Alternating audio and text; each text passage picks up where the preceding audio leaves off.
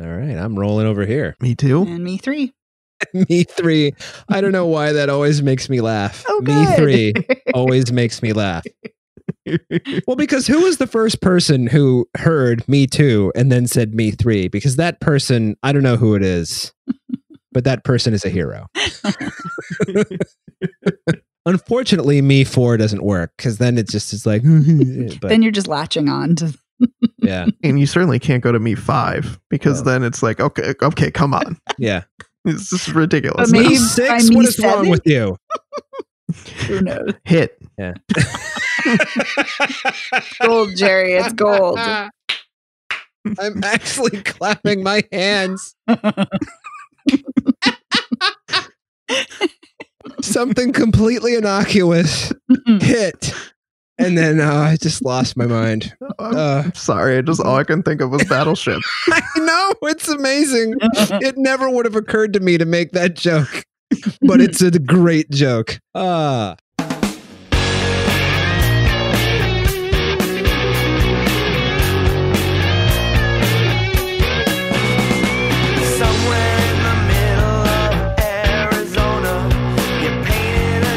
Welcome to Spoiler Piece Theater, the podcast that doesn't give a shit about spoilers. We just want to talk about the movies. My name is Dave Riedel. I write sometimes for Salt Lake City Weekly, and I'm a member of the Boston Online Film Critics Association. My name is Evan Crean. I'm co-chair of the Boston Online Film Critics Association and co-author of your 80s Movie Guide to Better Living. And my name is Megan Kearns. I'm a contributor to Edge Media Network, and I too am a member of the Boston Online Film Critics Association. Yeah, you are. Eee. See, now that I remember to do it each week, it's not as fun. So, Aw. I know. I'm Is gonna it keep now a doing it, though. chore? No, you know what it is? It's like I don't remember most things, but I remember that. So it's kind of like, oh, I remember that. But more importantly, movies, which we are going to talk about as we do each week. We have 3 movies on the docket this week. We have the David Bowie biopic Stardust, the movie Anything for Jackson. We'll get into what that is in a few minutes. And we have the Kate Winslet, Saoirse Ronan drama Ammonite.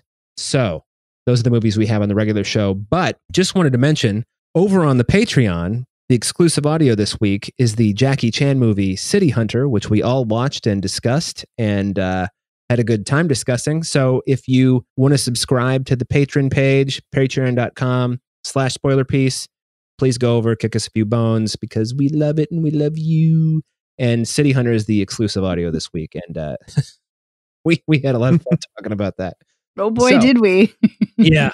I'm not sure how much fun we had watching it, but we had a lot of fun talking about it. So, anyway, let's kick it off with Stardust this week. The unauthorized David Bowie biography that has made a lot of people very angry. As it should. Well, hold on. I'm not going to defend Stardust as a good piece of filmmaking because it ain't. But just to like the vitriol about this movie is really kind of, I mean, it's a bad movie, sure. But I don't think anybody needs to be burned at the stake over it. Just fucking, you know. I feel like it presents David Bowie in a very unflattering light. And I'm not saying that you have to, make someone who wasn't a good person into someone who was a good person. I just think as I was watching this, they portray him as very shy, inwardly facing, self-sabotaging in a way that I never got that impression about David Bowie, that he was someone who was always getting in his own way. Yeah. What I took away from this was that, like, hey, one time David Bowie wasn't famous too. That's really as far as it. I just don't think it's really deep enough to warrant much other criticism. I mean, I know enough about, I'm a big David Bowie fan, so I know a lot about his half brother and, the schizophrenia that ran in his family and all of those sorts of things. So I wasn't treated to any big revelations. And, I also think it's a really poor idea to open any movie with a reference to 2001, because the first thing that I think when I see that is, hey, 2001's definitely a better movie than this. Mhm. So, I was thinking I should go watch 2001 right now instead of this movie. yeah. Yeah. I will say, so it's interesting because, we keep calling it a biopic or a biographical drama. And I think it's interesting when I was reading about, why there's no usage of David Bowie's music. And obviously, his estate and family did not allow, the rights to use any of the music. And that's why it's only covers of that he's doing in that period of time. And interestingly, the producers, or one of the producers, said, this is not a biopic. This is just a moment in time of an artist's life. And okay, you want to call it that? I don't agree, but okay. I'm here for very weird, unconventional biopics. I hate and despise and detest a traditional biopic. So I want to see weird. I want to see different. And so I want to applaud or appreciate that that's what this film is trying to do, but it's not weird. And it feels like it's sucking the life out of David Bowie rather than celebrating him, rather than, like I want to see a film and like with glorious, color and ostentatious flair and, that really truly celebrated who he was as an artist. Yeah. And this just doesn't have any of that. Like everything feels muted and toned down and really kind of sad. The colors in this movie are fucking muddled as a motherfucker. Yes. And it's weird. It's weird. It's like, no, it should be the absolute opposite for him. Yeah. It's like they took the cover of the UK version of The Man Who Sold the World, which is the kind of the famous shot of him on the recliner, or he's reclining rather. And that's a kind of a strange cover because it's like, it's got a lot of colors in it, but it looks like it's sort of one color, if you know the photo I'm talking about. And that's kind of looks like what they did with this movie, except they didn't do it right. And also when they're talking about the album, The Man Who Sold the World, which they don't mention by name because I don't think they do mention by name. They use the American album cover, which nobody uses. Nobody uses that cover. Everyone knows the international cover. So it's just weird. That's just like, there's things in this movie that's like, you could have made choices. You could have mitigated your mistakes and you didn't. And I also think poor Johnny Flynn, who I have always liked. He's a great actor. And who is, I think he does as well as he could have done in this role, the way it's written. He actually kind of approximates what David Bowie sounded like in his speaking voice in a pretty good way. It's not an impression. It's definitely an act. He's acting. He's not impersonating. But thank God Mark Maron is there being basically Mark Maron. Otherwise, like, I don't know. To your point, Evan, I never got the impression that David Bowie was like, oh, I don't know what to do next. I mean, everything. Now, I'm not the authority on David Bowie. I know a lot about him, but, a lot of the bulk of the decisions he made, the directions he went, those were all very purposeful decisions. Right. And that you don't feel that in this film. You feel like he's rudderless and self-sabotaging and lazy. Yeah. You really get the impression that he's lazy based on this. And David Bowie never struck me as a lazy person. He seemed like the kind of person who worked very hard. Yeah. I mean, he put out his first record when he was like 17 or 18. Lazy people don't do that. No. Right. And he put out an album a year from like 1967 until 1980. At least an album a year. So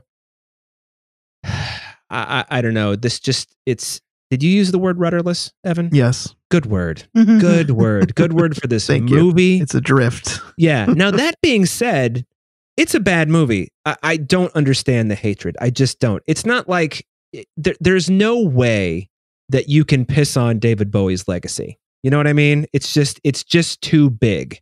He's too revered. You can't sully him. You know what I mean? As far as art goes. So to get mad about this, I mean, it's a fucking, you saw it. It sucked. Move on, for Christ's sake. Like, there are movies that make me angry. This one didn't make me angry. I just wanted it to be over. Same.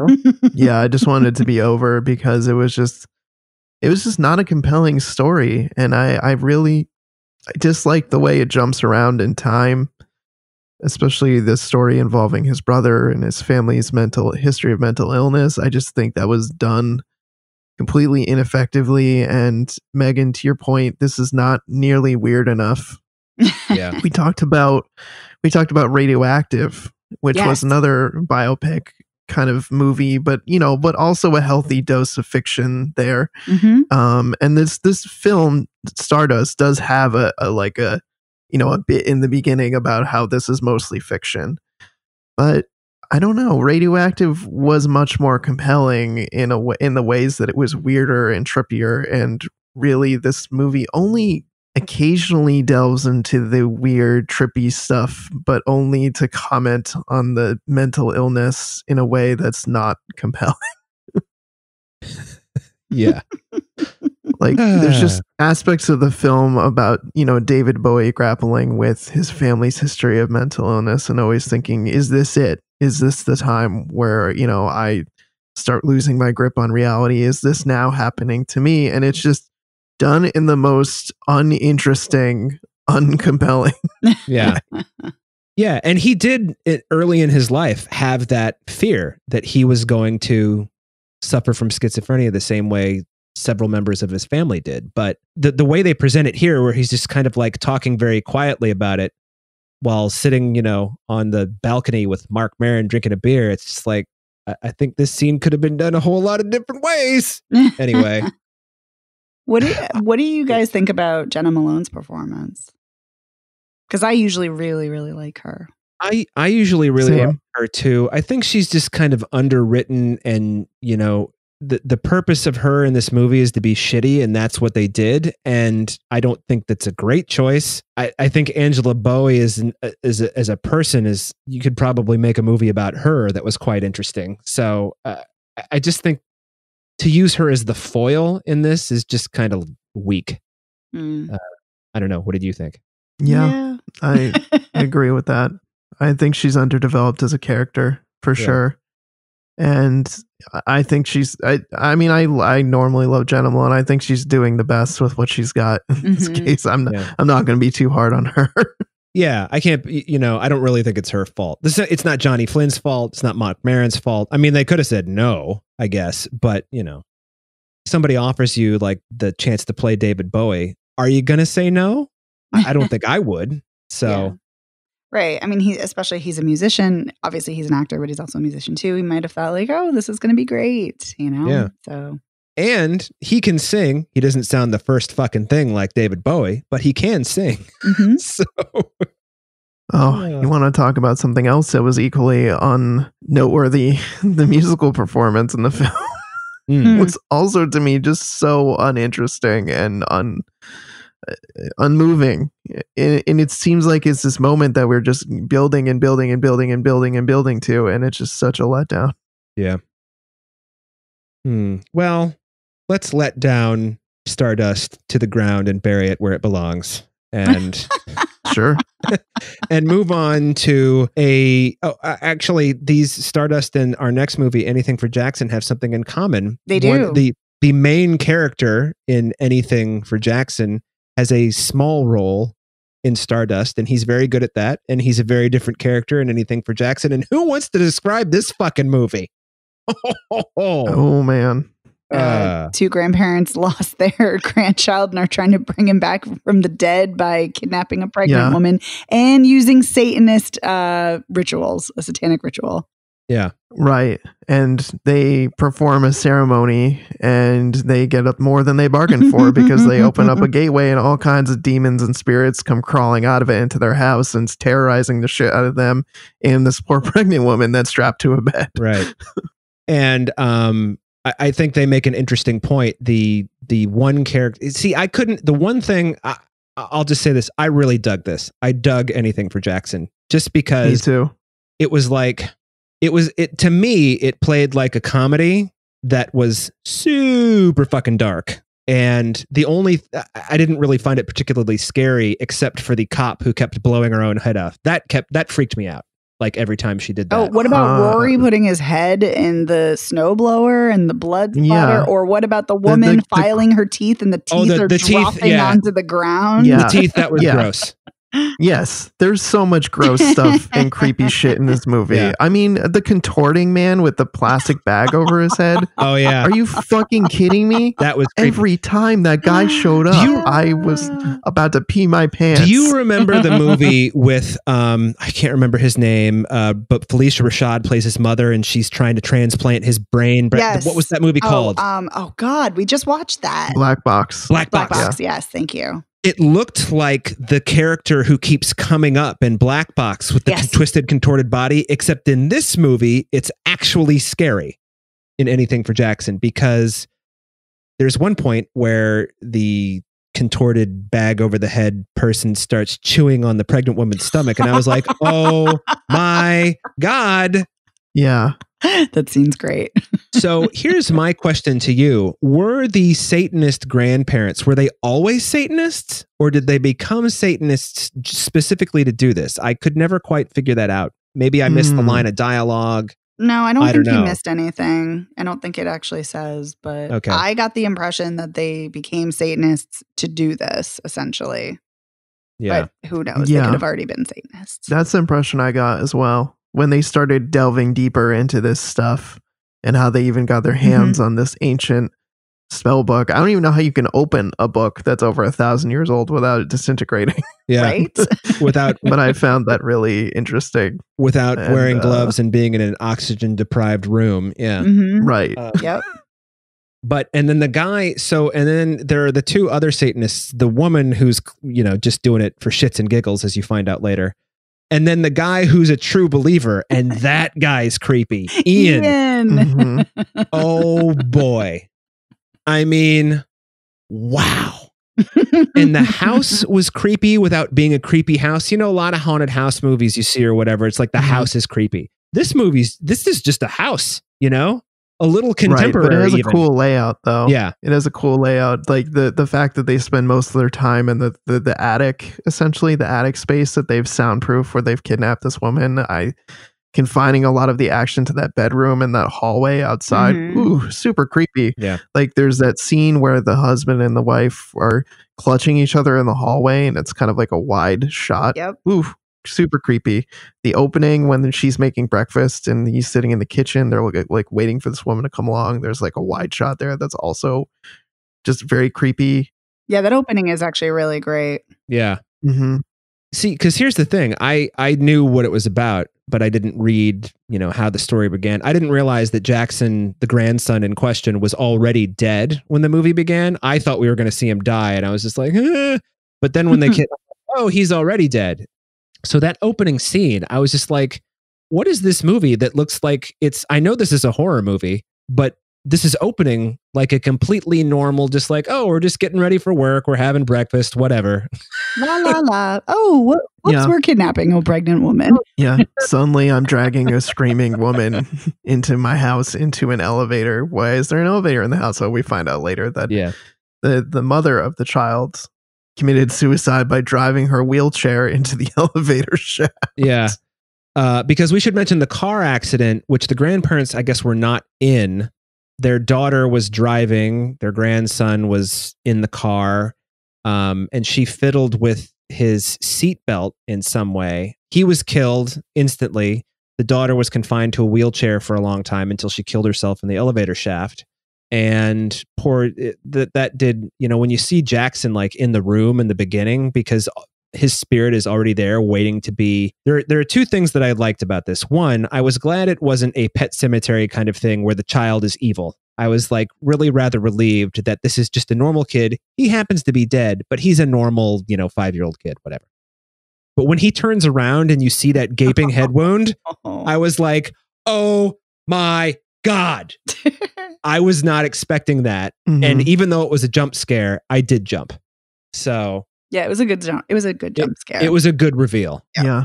I think they could have done it without the music cue. I think it would have been more effective, actually, if you're just watching the movie and he turns and like the back of his head is missing, Yeah, I sometimes wish filmmakers would trust, in what they have in the material on screen. Sometimes just let it lie. Yeah, it's going to be ominous and creepy enough as it is.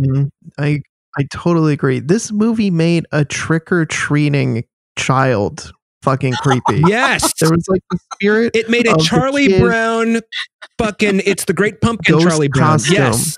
Yep. And the kid just keeps showing up at every door going trick or treat wearing this simple ghost costume until they're inside the fucking house. Yeah.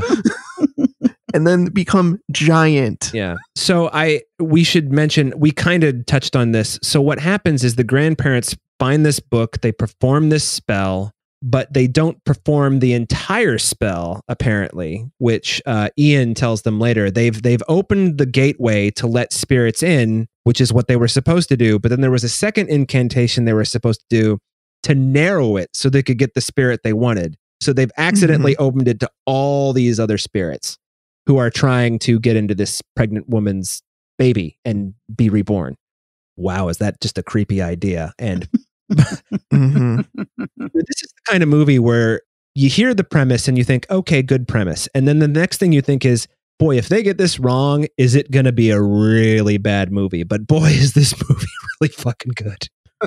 Yes, it's definitely the kind of plot that could be butchered with in the wrong hands. Yeah. Oh, for sure. I mean, in some of the ways, and some of these things that are happening, we should have seen coming because, like you guys said, the driveway guy, the snowplow guy, had already killed himself when the cop shows up to arrest the elderly couple. So I should have known that she was going to kill herself. Didn't see it coming. So, nope. Man, I tell you, there were so many things in this movie where I was just like, yeah. Yes. Well, and the thing is too, you know how sometimes you're watching a movie and you'll ask a question aloud, you know, how are they going to resolve this? Because the guy sticks his face in the snowblower and there's blood everywhere. And then, they cut to something else. And I literally wondered aloud, what are they going to do with the body? How are they going to clean it up? And literally like one scene later that we saw trying to clean up this mess unsuccessfully. Yep. I also, I wanted to ask you guys about the ending. So the grandparents realize they're in over their head and they ask Ian to help them finish this spell. And he agrees to. By the way, this actor, creepiest fucking guy. Just like not the guy, the performance. So I've used the word creepy too much, but that's the only way you can describe this. Like if this guy was walking into your house wearing all the black and with his hair like half shaved and just looking pissed off, he would definitely give me the willies. So anyway, but what happened at the end there? I was not able to figure out when Grandma got hers. Who killed her? Did Ian kill her? Did a spirit kill her? Did Grandpa kill her? What happened there? Ian Somebody help me out. Her. Yeah. He stabs her in the stomach or the side, yeah. Okay. I couldn't quite make it out. And then Grandpa, of course, is holding her and just like, oh, well, you're dying. All right, well, we're still going to get Jackson. But then one of the spirits kills Ian. Didn't see that coming either. There's a lot I didn't see coming in this. And also, that was a new spirit. That was one we hadn't seen before. That was just a guy. Just showed up wearing a very long, dirty white t-shirt. Oh, yeah. That guy was clearly a pedophile or something because they walked by him and he was like jacking off in a corner or something. It was just was creepy. he? Oh God, yeah. I missed that. Yeah, I missed that too. Okay. Yeah, it was gross. And then the ending when Becker is, well, that's her last name. I can't remember what her first name is, but she, the pregnant woman, she escapes because all the spirits start killing all of the main characters. She escapes, she takes the car, she's driving down the road, and then she sees one of the spirits in the road and she touches her stomach, and that's how the movie ends. So, very open-ended kind of movie. It is. Yeah, I dig it. And the thing that she sees is actually the demon that was hatched out of the grandmother when she died. Right. This thing, burst out of her shell, I guess is the best way to describe it. Right. Yeah, but I think it is the main demon I think the goat demon that some Satanists worship is like Bethsedist or something. I can't remember exactly, but it's something, and it's like it's a man goat, and that very much had a very goat, head face. Oh, Baphomet. Baphomet. Thank you. But yeah, so I very much got the sense that was like the head Baphomet demon. So So perhaps that's who goes in her baby. Or maybe she's just worried about her baby. Who knows? Yeah. Or what I was thinking is basically like she's got to be on guard until this baby is born. You know, like presumably once the child is out of the womb and is in the real world, baby is safe, maybe? Maybe, but who knows? Yeah. Because no adults were safe going into that house. They all killed themselves. So yeah. You didn't even have to go in the house. In the fucking snowplow guy's case, you just had to be standing in the driveway.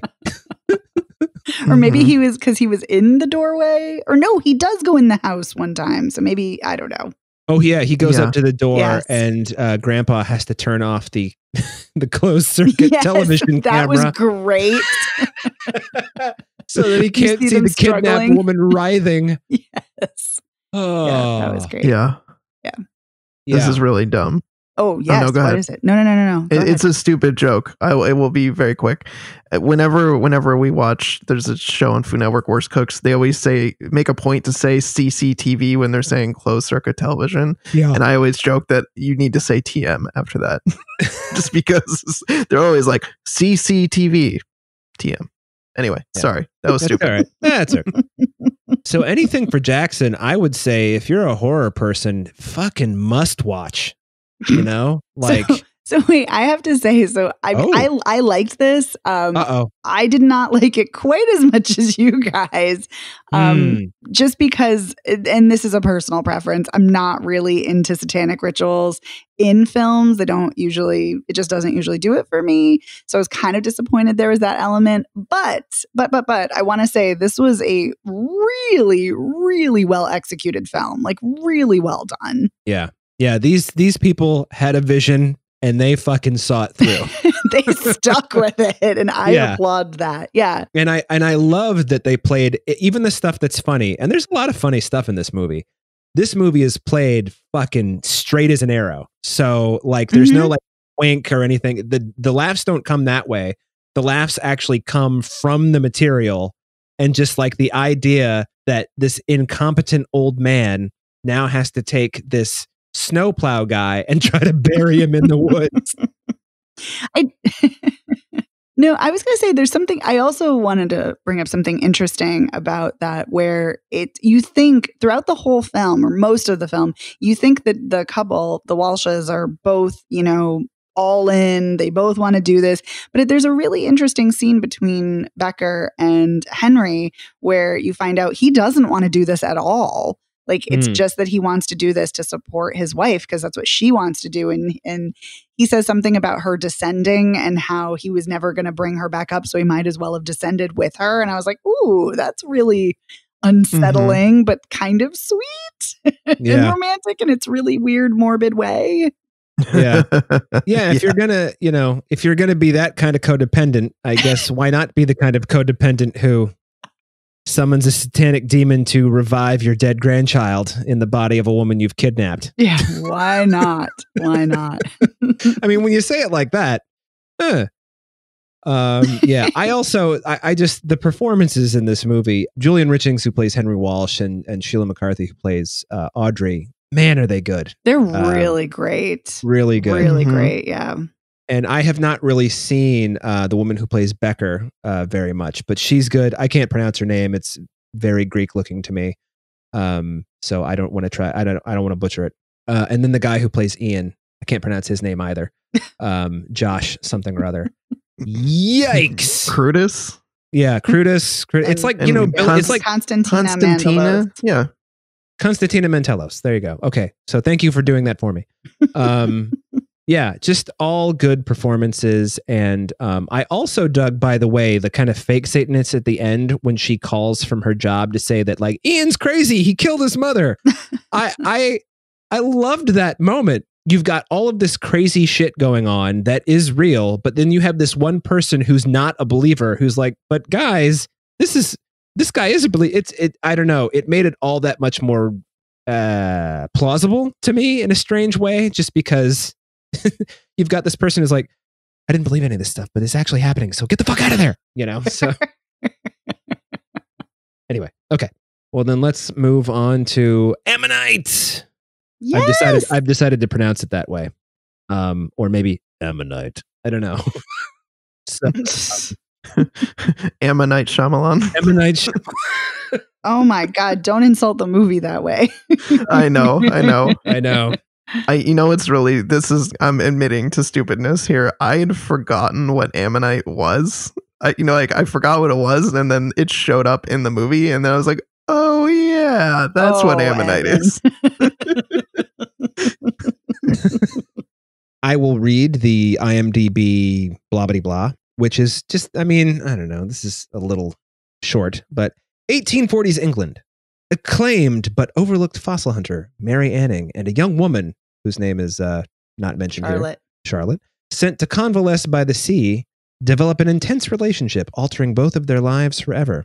Although the way this is written, it makes it sound like Mary is also convalescing by the sea, which Mary is not, by the way. No. People, it's a lesbian romance. Let's just cut to the chase. Yeah. It's a lesbian romance written by a man, written and directed by a man with a very long beard. So Francis J. Lee. Yes. And he is a gay man. So I don't know anything about him other than the fact that he is a man. So now that I know he's a gay man and he has a long beard and a rather well-kept beard. Yeah, his first film was God's Own Country, and that is also a queer film. And this was also a very personal film for him, too. Not that he is a lesbian in 1840s England, but just a lot of the themes. So we have Kate Winslet, my favorite brand of Kate Winslet, prickly Kate Winslet. So prickly Kate Winslet's amazing. My personal favorite is angry Kate Winslet, but prickly is right up there. Yeah. And then, of course, Saoirse Ronan doing... unfortunately, I think her character is not as well drawn as Mary's, but okay. And then I was very pleasantly surprised to see that Kate Winslet's mother is her mother from Sense and Sensibility, Gemma Jones, or Gemma Jones. I don't know if it's a hard G or soft G. Did anybody else think that was cool? I don't know. I feel like I'm the only one. I didn't know that. Oh, I didn't know that. I think there are too many other cooler things in this, but that's just me. Yeah. Well, I just really, this is one of those movies where I sat down. I kind of knew what it was about. As you guys know, I don't read press notes because I don't want to know a lot of shit going in. But I was within, I would say, about the time that Kate Winslet crawls up that hill in the first 5 minutes and digs that fossil out of the side of that muddy fucking wall that she could fall down at any time, and then does fall down, and then she's just like, fuck it, I fell down. I was like, yep, I'm in it. I'm in this movie. This is a woman who's committed. As Kate Winslet always is to every part she plays, by the way. But yeah, I dug this. Now, Megan, I know that last year, your favorite movie of 2019 is another lesbian love story, Portrait of a Lady on Fire at the Beach. And a period piece. And a period piece. And a lot of people are comparing these two movies. Yes. What do you think?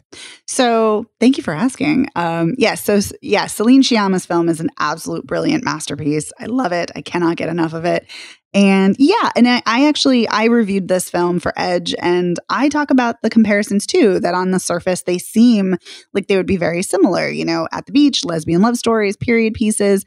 But these two films, that is where they diverge. They're the same there, and then they completely diverge. They're completely different in the issues they deal with, in their tone, in the relationship and the way it unfolds. Yeah, they're very different characters. So I loved this film, but for very different reasons. With Portrait of a Lady on Fire, I had very kind of visceral, emotional attachment and reactions to. And this I did too, more at the end. But for this film, this is a very quiet, contemplative, reflective, cerebral film. And so I responded to this in a very different way. But it's still a beautiful, I feel, beautiful love story. And I think Kate Winslet is doing an absolute masterful job here. She is so subtle and so phenomenal. And I think Saoirse Ronan is great too. I think she's doing a wonderful job too. I don't think her character is underwritten. I think her character is just written very differently. And I think the contrast between the two characters is so fascinating because, you have Kate Winslet, who's very aloof and closed off and prickly and stubborn. And then you have Saoirse Ronan's character, who is, she's going through the trauma of child loss, and she's, a shell of her former self. And then her relationship with Mary brings her out of her shell. And then you see she's more lively, she's more affectionate. She's the one initiating affection and initiating sex and all of these things. But so you think she's the one who's really on board with the romance. But you also have Mary, who's very sentimental and like holding on to trinkets and anyway, it's just, I think they bring out the best in each other. And so it was lovely to watch their relationship unfold. And I think it's beautiful. Wow. Well put. Thank you.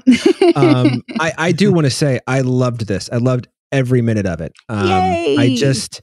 I disagree with you in the sense that I think that Saoirse Ronan's character isn't drawn as well as Kate Winslet's character, but Saoirse Ronan being Saoirse Ronan, she can do just about anything. So yes, she breathes a lot of life into this part, and I did appreciate the way the movie took its time for explained without it. A lot of the stuff you don't get hit over the head with anything, which I really appreciated. Mm-hmm. This is definitely a movie where lots of things are spoken via glance or look away or.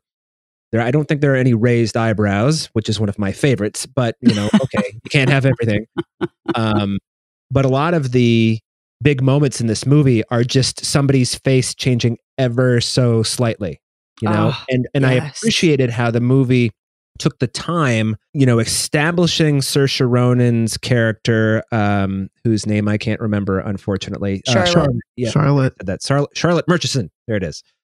Establishing that she was in mourning, she'd lost this child, just how long it takes her to come out of that. I was just like, wow, a good chunk of this movie literally is her convalescing, before they even get to, it's building, the romance is building over, the course of that convalescence. But I just appreciate a movie where, it's like, we're going to take our time to tell this story. You might call it a long, my favorite movies of all time, long movies where nothing happens.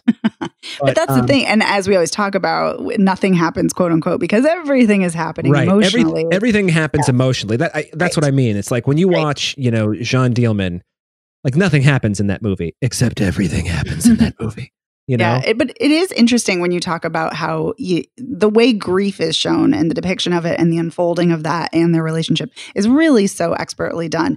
But also it is really interesting if you go back and watch, or even if you just notice right from the start, they're watching each other right from the start, right away. And there are so many moments, utilizing the female gaze where they're each observing each other and really like drawn to each other in a very, visual and visceral way, which is just, it's just so good. Yeah. I also appreciated the scene in which Kate Winslet had to go to her former lover's house to get the salve for Saoirse Ronan, and just her marked uncomfortability just to be just with the very notion that she might have to speak to this woman for anything other than I have to purchase this from you. Mm-hmm. And I thought that was done really, really well. And I thought that their, not reconciliation, that's not the right word, their apology, their moment near the end where her former lover explains why she split, basically. I was like, man, this is a good scene. And then to watch Kate Winslet just, her eyes turn red and not quite cry, but that she's feeling everything inside. You're like, how do these people do this? How do they plumb the depths of their souls to do these things when there's like 15 people standing behind them, being like, get closer, don't get too close because you don't want to go over. Like, how is it done? Well, the fact of how she's clearly feeling all of these feelings, and she was so hurt by Elizabeth, her former partner. And then, but she's trying to keep it all in, and like watching that play out on Kate Winslet's face, like seeing all those emotions, but she's trying to restrain them. And it's just, and to look so effortless while doing it, like, oh my God. Yeah. The talent that woman has. Good Lord. And I should mention that it's Fiona Shaw who plays Elizabeth. And so, of course, it's going to be interesting. And she does. And it's a great scene. It's a remarkably subtle scene considering the things she is saying are not subtle at all. But it still plays out as this sort of, it's so quiet, and she still clearly has so much affection for Mary. and she's trying to do this as delicately as she can and be caring and also be like, but yeah, it's over. So, I'm sorry. I was incredibly moved. But let's talk about after Saoirse Ronan leaves, when she is collected by her husband. And I should mention that the way she leaves is really kind of unceremoniously abrupt and almost horrible. And not because of anything she does, but because of the way that her husband's employees, I don't know what to call them, who have come to collect her, just everything is just, it's almost like they're on an army clock or something. It's like, you will be over here by 4:45 to catch the coach, and you will put your bags in. I mean, I'm making them German, but yeah, I was like, they did not have German accents, but yes, we get the point. But there's everything there's just, and it's a great contrast between the sort of the ease with they were, moving into their relationship into this house, into this fucking horrible, oppressive structure just by its nature, not by anything specific, but like, she is the wife, she is the property of the husband, she has to come home. Well, even in the earlier scene when she's having dinner with her husband and he orders for her, which is so gross, and she's like commenting like, oh no, it'll be fine in this room, like in the dining room, and he's like no, stop, like, he's like, that's enough, and it's like, oh, it's so gross. Like, he's so clearly controlling, which is so, I mean, it's not weird, but I'm going to say it feels so weird because he's such a huge admirer of Mary's work. And that's the whole reason Charlotte and Mary meet, is because he wants to shadow Mary and follow her as she's gathering her fossils on the beach. And he, admires her career and everything. And so you would think, and of course, this is not the case, but you'd think that someone in this time period, if they're, admiring the work of a brilliant, woman scientist, that they might be a little nicer to their wife, but no. No, that doesn't translate. Clearly, no. Definitely some compartmentalization going on in that guy's head. Yes. Yeah. He most certainly subscribes to the patriarchy and the patriarchal systems, and he has no problem benefiting from them. I think for me, that was one of the more compelling aspects of the film, is its commentary on sexism. I think from its opening scene where there's a woman scrubbing a floor in a museum, and she's pushed out of the way essentially by these men who are like up, with this fossil that they're bringing in, and it's Mary's fossil. Clear, it's one of the fossils. Yeah, it's Mary's fossil, and it has we see the label on it with her name, and then we see that very quickly, ripped off, and then there's a new label with no credit to her. Yeah. Right. A man. It's credited to a man who presents it. Yeah. Right. So I loved that opening scene, and I love that kind of undercurrent and commentary throughout the film. Megan, you brought up the dinner scene, which is one other thing I wanted to talk about, specifically not only him ordering for her, but the way with which he was ordering all of these rich, delicious foods for himself. And then when he ordered for her, she'll have plain white fish with no sauce. And I was like, what kind of fucking asshole would give that for an order for someone else? A patriarchal sexist asshole. Well, yeah. And I was trying to think, all right, is this an extension of the, is this an extension of like, all right, she's very, she's mourning, blah, blah, blah. Is it an extension of that? Or is he just like a dick? He's a dick. Yeah. I think he's a dick, and in his mind, he's like, well, I'm doing the right thing for her because she's in mourning over the loss of our child. Right. But yeah, he's a dick. And I know best because I'm a man. Yeah. Yeah. And isn't there that part later on when Mary goes to see Charlotte in London, and she's looking through the curio, and there's the fossil that Mary found that has someone else's name, or I think the husband's name, written on like the little card, and we see that Mary peels back to see her name is like underneath another name for like the discovery of the fossil. I can't remember if it's her name's on top. Yeah. And she peels it back, and it's her husband. It's Charlotte's husband. Right. I got the impression that it was probably Charlotte who had probably covered it up and put Mary's name on it. Yes, that is, because they actually addressed that in the conversation afterwards. right, because Charlotte is like, you can come and live. My husband's never home. You can come and live in London. I've got the room across the hall. Like, we'll be here. This scene destroyed me. No, I was kind of, it was one of those things where I was like, oh boy.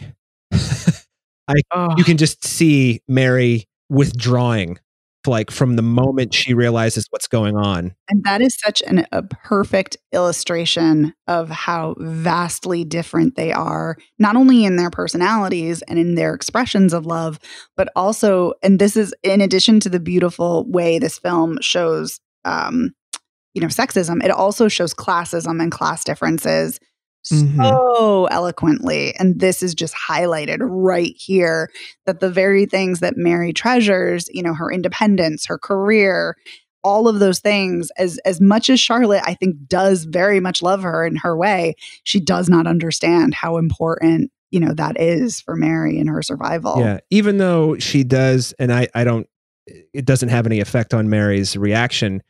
Charlotte does say, you can be here in London and you can do your work and you will be known for it. But it's like, well, it's not that easy. But then that final scene when, I noticed this, this is like this one moment where like, okay, this is the one moment where I feel like the screenplay was like, when Mary's like, look, I got to go to the British Museum and see some blah, blah, blah. So peace out. And so she goes to the British Museum and she's there and she's looking at her fossil. And then across from her fossil, Charlotte steps into the other side of the frame. And then you see the last shot of the movie is them separated by this, museum piece.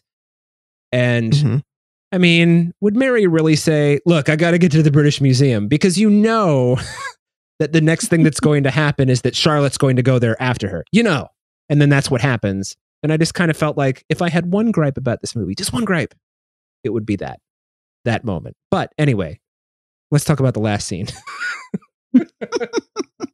Unless you guys get gripe about that moment too, but I feel like it's kind of particular to me. I don't have that gripe about the movie. Yeah. I get what you're saying, but yeah. Okay. So I think Mary is just she is very closed off, but I think she's also just very pragmatic. So to me, it was just like, I got to go see my work. Yeah. Like, I just saw it more like that. Like, yeah. I got the impression that she wanted to go see her work, and that was the reason that she came ultimately. Like of course she was there to see Charlotte and visit, but she had a mission. I'm going to continue on this mission. Yeah. You is not going to be deterred. Yeah. She's just not that kind of character, Right. She came with a specific purpose in mind, and everything else be damned, she's still going to at least get to do the thing that she came to do. Which I love about her, actually. I mean, it broke my heart because I was like, no, stay with Charlotte. But then obviously it wouldn't work that way. But that final scene. Oh my God. I kept rewatching that final scene and just sobbing my face off because I think you don't really know what's going to happen between them exactly. I mean, you can think you do, or you can have a sense. But that final scene, you don't really exactly know where they're going to go. But I said this in my article. I'll say this again. I'll say it here. It's very clear that they are forever irrevocably changed by this relationship. And it just broke my heart because I want them to live in a world where they can be lesbian lovers together and be happy and find fossils and be scientists. Yeah, I was wondering if that final shot, which, shows them clearly physically separated, I was like, all right, this movie's pretty smart. Is this supposed to represent them being separated? Or is it just like, oh, this is a good looking shot? I mean, who can say? You've got to extrapolate. It's like, all right, well, they're separated in this moment and that's what this shows. But then they leave the museum. What happens then? They're not separated anymore. They're walking down the sidewalk together, unless they don't leave at the same time, which very possible. So, could be. So like this is one of those movies where I'm like, I really want to know, kind of like, yes, please go off and be, together. Why not, man? But yeah, it ain't that kind of, for lack of a better term, happy ending. Evan, what did you think of the ending? I took it to mean that they were separated, although I think it was also a cool shot. I think it can be both. Yeah. Well, I guess what I mean is, are they separated forever? I mean, I think so. I got the impression that Charlotte was asking things of Mary that Mary just couldn't do, just not in her to do. Yeah. She's asking, I think, deal-breaking things of Mary.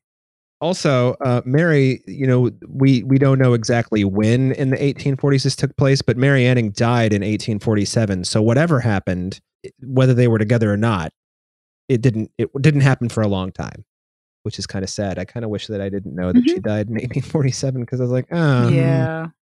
Yeah, it is thinking about the real life people. Yeah, Charlotte was also a real person, and she also was someone who was, I don't think she was as, prolific or famous of a scientist as Mary was, but she was into, science as well. So was Elizabeth as well, who was also a real person. So, yeah.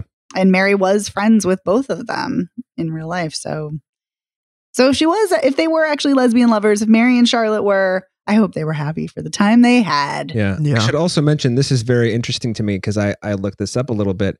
Charlotte is actually 10 years older than Mary in real life. So to have somebody who is 20 years younger playing her, 20 years younger than Kate Winslet playing her, I was just like, interesting choice. It is an interesting choice. Does anybody else have anything they want to say about Ammonite? I feel like we could talk about it a long time, but Oh my God. There's I feel literally like every single scene you could you could dissect and you could pick apart because it's just, there's so much packed in visually, in the mise en scène, in the costuming, in the acting, everything. I think there's so much. I think this is just a meticulously made film, and I just, it just loved it. Yeah, I loved every minute of it. I think you could probably suspect that I did not love this as much as you guys. I think I knew it. I respect this film. Like, I respect the things that it's saying. I respect the performances. I struggle with period pieces. I really do. I struggle with period pieces. I struggle with films that are very deliberately paced like this. It's tough for me to make it through, even if the performances are good. I think the movie was also very gray. Yes, it was certainly and gray. I think that also influenced my mood. Yeah. And I know it was intentionally gray. It was. Yeah. Except for the one scene of them kissing in the sun, in the water. Yes, that was a nice scene. So you know what I mean? Like, I liked what this movie was doing. I just didn't like it as much because I found it in some ways harder to engage due to my own things. Like, toward the end, I just felt like we were kind of going on longer than we needed to, even though the events themselves, I think, were important to see. I just feel like we could have gotten to some of that sooner. That's just my opinion. Valid opinion, my friend. There are no wrong opinions on Spoiler Piece, except when I deem them to be wrong. I was like, Dave, you tell me I'm wrong a lot. Well, I don't know if you heard me say right after that, there are no wrong opinions on Spoiler Piece, except when I deem them wrong. So, very fair. But, nice. Before we wrap up, there are a couple more things I just want to bring up. Sure. In addition to the child loss and all of the other themes that are raised in this film, I also really love the conversation between Charlotte and Mary where she asks if she has children, and Mary's like, no. And she talks about this heartbreaking, moment in her life about her mother losing all of her, siblings except for one and her. And then she said, every single loss took a piece of my mother with her. And she said, I had my work. I didn't need children. And I think that's really fascinating to see an unconventional woman who is a lesbian, who is a scientist, who is child-free, in this world. And I think that just is really, really fascinating. Again, another counterpoint to the type of person that Charlotte is and the conventional life that she's in. And I also just very much saw this. There's another scene that's really interesting about how queer people navigate a heteronormative world, where when Mary goes to visit Charlotte and Charlotte like rushes up to her and says, "My Mary," and she kisses her in front of the maid. And she's like, "Oh, don't worry about that. That's just the maid. She won't say anything." And it speaks to the privilege that Charlotte has, but it also speaks to how Mary has had to be very cautious in her life being a queer woman. And it's such a subtle moment, and it sheds so much light on what is happening. And it it just speaks more to the brilliance of it and why I love this film so much. That moment when Charlotte rushes at her and kisses her in front of the maid, I was like, oh, don't do that. But, I know. I'm like, what are you doing? Yeah. Wait till she leaves. Exactly. And then the way she says dismissively, it's just the maid. I was like, oh, Charlotte. I know. I'm like, oh, as if Charlotte, the maid. She says it in front of the maid, I know. too. As if the maid is not going to immediately tell everybody else who works in the house. Right. Yeah. So. Right. I know. Anyway. It's just, yeah.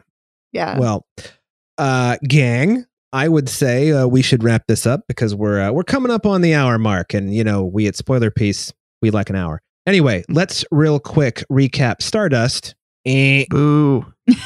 Yeah, I'm gonna say pass. Yeah, that's on video on demand starting this Friday. And if you're insane and want to watch it, anything for Jackson? Yay. Oh, see it. Yeah, that comes out this Friday on Shudder, I believe. No, it's tomorrow, or not tomorrow, Thursday. It's Thursday on Shudder. Yes. But yesterday when you're listening to this podcast, basically. Yes. And then Ammonite is out in theaters right now, and it's on VOD starting on Friday. So, and we would also, Megan and I would say see it. Evan, would you say see it? Yeah, I would say see it. Okay. Some of my struggles with the movie are my struggles, so I'm not. All right. Not going to come down on it too hard. Well, cool. Yes. Oh my God. See it, people. Watch it. Yeah. It's wonderful.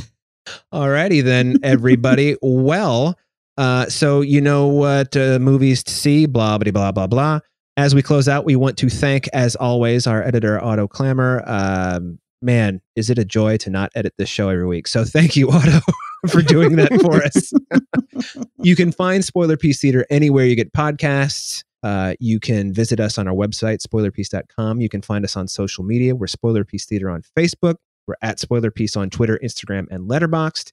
If you wanted to get in touch with us, tell us that we are wrong about Ammonite and anything for Jackson and maybe Stardust, although we're totally right about that one. You could email us, spoilerpiece@gmail.com, or you could give us a call. 862-21-PEACE. And you could leave us a very colorful voicemail that we'd totally play on the show because we like it when people swear. So, I mean, you don't have to do that. But the other thing is, we mentioned this at the top of the show. We have a Patreon, or rather, we do have a Patreon. I'll get to that in a minute. But if you really like the show, you could do us a big favor and you could rate us and review us by going to ratethispodcast.com/spoilerpiece, especially for the Apple types of reviews. Those would be awesome. And if you really like the show, like you really like it, like you're like, I want to get to know Spoiler Piece a little better, kind of like it, you could join our Patreon. This week, we mentioned it at the top of the show. I'll mention it again. We talk about the Jackie Chan action movie City Hunter from 1993. Oh boy! So that was a patron's choice, by the way. That was a patron's choice. That's right.